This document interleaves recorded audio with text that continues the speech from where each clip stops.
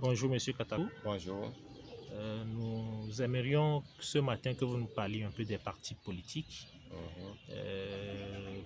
D'entrée de jeu, je vais vous demander qu'est-ce qu'un parti politique? Un parti politique, c'est un regroupement de personnes autour d'une vision ou d'une idéologie qui aspirent à gérer un pays et apporter leur savoir-faire, leur, leur connaissance pour améliorer la condition de vie d'un groupe humain. Euh, c'est à peu près ce qu'est un parti politique. Donc, est-ce à dire que les partis politiques sont importants dans la vie d'une nation? Oui, les partis politiques sont très importants dans la vie d'une nation. Et dans le cas du Togo en particulier, on ne peut pas parler de parti politique sans parler de l'histoire de l'émergence des partis politiques au Togo. Nous sommes sans savoir que le Togo est un pays dictatorial. Et depuis 1963, date de l'assassinat de Sébastien Olympio, d'aucuns même disent même que jusqu'au le temps de Sébastien Olympio, il y avait parti unique. Même moi, je m'appesantis sur 1963 où jusqu'à 90, le Togo n'était que sur les partis uniques. Et il n'y avait pas de possibilité pour les gens de s'exprimer. Donc, avec les éléments de 90, ça donne la possibilité aux Togolais de créer leur parti politique et de pouvoir se militer sur le champ politique afin de leur donner l'opportunité pour pouvoir exercer le pouvoir.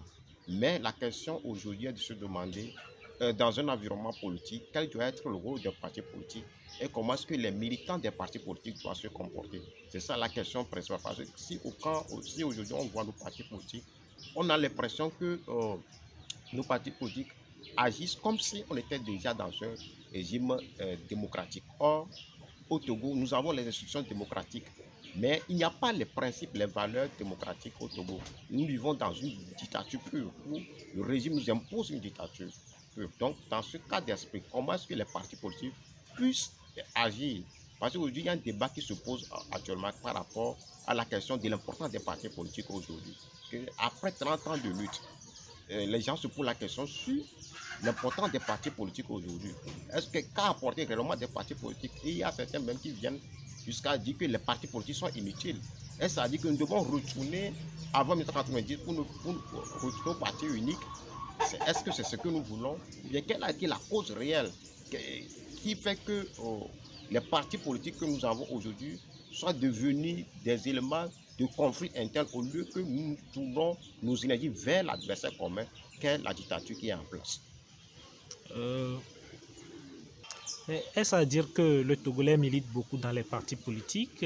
Quel est peut-être le taux de militantisme dans les partis politiques aujourd'hui au Togo? Oui, aujourd'hui, la question par rapport au débat qui se pose aujourd'hui, on peut avoir l'impression que le Togolais, chaque Togolais, est membre de partis politiques. Mais quand vous voyez de près, le Togo, beaucoup de gens ne sont pas membres de partis politiques, n'ont pas de cadre membre. Au Togo, il y a une question de sympathisants.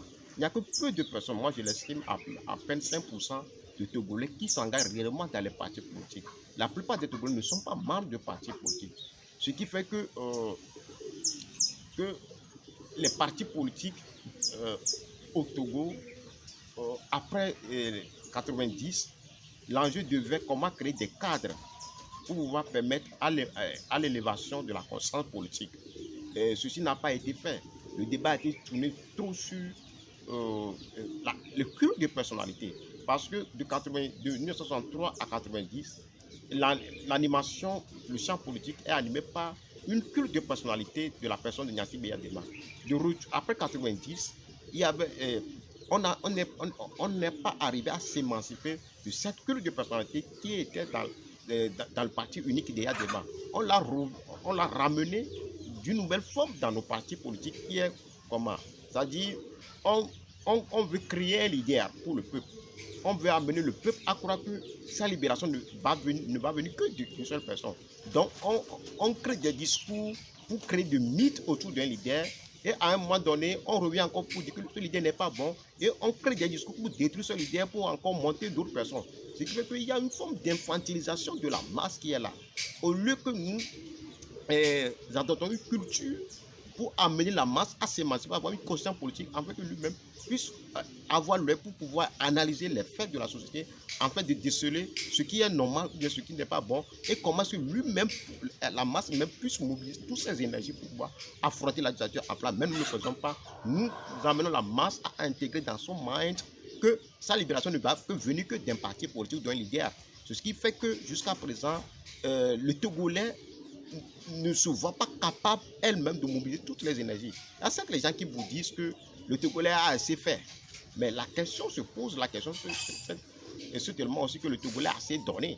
Quand on voit les Palestiniens, quand on voit la lutte sud-africaine, quand on voit les Noirs en Amérique du Sud avec la feuille Floyd, les Noirs ne sont pas élevés demain pour la feuille Floyd. C'est depuis une lutte qui dure. Donc, venir nous dire aujourd'hui que le Togolais a assez donné, on se pose là la question sur ça, sur la question du Togolais a assez donné. Mais la question principale aujourd'hui est comment il faut animer la vie politique pour que chacun puisse avoir une conscience politique, afin que nous puissions mobiliser l'énergie nous-mêmes pour pouvoir affronter cette dictature qui est là, pour aller pousser dehors. Justement, votre dernière intervention nous amène à